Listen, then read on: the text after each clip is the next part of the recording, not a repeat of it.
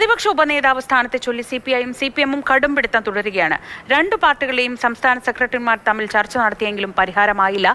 തെരഞ്ഞെടുപ്പ് ഫലം വന്ന ശേഷം ഇതുവരെ സംയുക്ത നിയമസഭാ കക്ഷി യോഗം പോലും ചേർന്നിട്ടില്ല. AK സ്റ്റെഫിൻ തയ്യാറാക്കിയ റിപ്പോർട്ടോടെ ന്യൂസ് 2 to 4 പൂർണ്ണമാവുകയാണ്. ഇനി ഗുഡ് ഈവനിംഗ് കേരളത്തിൽ ആര്യ ചേരും.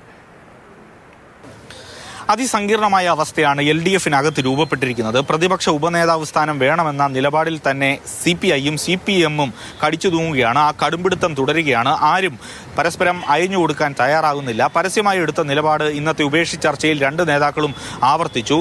സാധാരണഗതിയിൽ പതിവില്ലാത്തതാണ് ഇങ്ങനൊരു സ്ഥാനത്തിനു വേണ്ടി രണ്ട് സംസ്ഥാന സെക്രട്ടറിമാരും നടത്തുന്ന ഒരു ചർച്ച. CPIയുടെ സംസ്ഥാന സെക്രട്ടറിയായുള്ള ബിനോയ് വിശ്വം AKG സെന്ററിലെത്തി ഈ കാര്യങ്ങൾ, പാർട്ടിയുടെ നിലപാട് എല്ലാം തന്നെ CPMന്റെ സംസ്ഥാന സെക്രട്ടറിയായുള്ള MV ഗോവിന്ദൻ അറിയിക്കുകയായിരുന്നു. എന്തുകൊണ്ടാണ് ഇങ്ങനൊരു തീരുമാനത്തിലേക്ക് CPI പോകുന്നത് എന്ന് CPMന്റെ സംസ്ഥാന സെക്രട്ടറി ചോദിക്കുമ്പോൾ കീഴ്വഴക്കങ്ങൾ മാറ്റേണ്ടതാണ് എന്നുള്ളത് മാത്രമാണ് CPI എടുത്തിരിക്കുന്ന നിലപാട്. ഇനി ഏതായാലും പരസ്യ പ്രതികരണങ്ങൾ രണ്ട് നേതാക്കളും രണ്ട് പാർട്ടിയും പുറത്ത് നടത്തിയതുകൊണ്ട് തന്നെ ഇനി ആ നിലപാടിൽ നിന്ന് പിന്നോട്ട് പോകാൻ തയ്യാറല്ല. ഏതായാലും അതിരൂക്ഷമായിട്ടുള്ള വിമർശനമാണ് ഈ ചർച്ചയ്ക്ക് ശേഷം CPIയുടെ സംസ്ഥാന സെക്രട്ടറി ആയിട്ടുള്ള ബിനോയ് വിശ്വം ഉയർത്തുന്നത്. അപമാനമൊന്നുമില്ല ഇതിനകത്തൊന്നും. അപമാനം എന്താ? രാഷ്ട്രീയ സംസാരമല്ലേ, ചർച്ചയല്ലേ, അപമാനം എന്താ? അതുകൊണ്ട് ചർച്ച വിജയിച്ചിട്ടില്ല.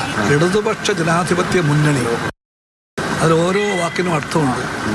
ഇടതുപക്ഷത്തിൻ്റെ മുന്നണിയാണത്, ജനാധിപത്യത്തിൻ്റെ മുന്നണിയാണത്.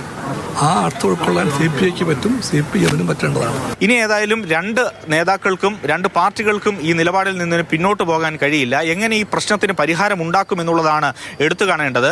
ഇന്ന് നടന്ന ചർച്ചയിൽ പരിഹാരം ഒന്നും തന്നെ ഉരുത്തിരിഞ്ഞു വന്നിട്ടില്ല. ഇനി ഏതായാലും നാളെ CPIയുടെ സംസ്ഥാന സെക്രട്ടേറിയറ്റ് യോഗം ചേരുന്നുണ്ട്. ഇതേ നിലപാട് CPMനോട് പറഞ്ഞ കാര്യങ്ങൾ അത് തന്നെ ആ യോഗത്തിൽ റിപ്പോർട്ട് ചെയ്യാനുള്ള സാധ്യതയാണ് നമ്മൾ മുന്നിൽ കാണുന്നത്. CPM ഏതായാലും ആ കടുംപിടുത്തം തന്നെ തുടരുന്നു.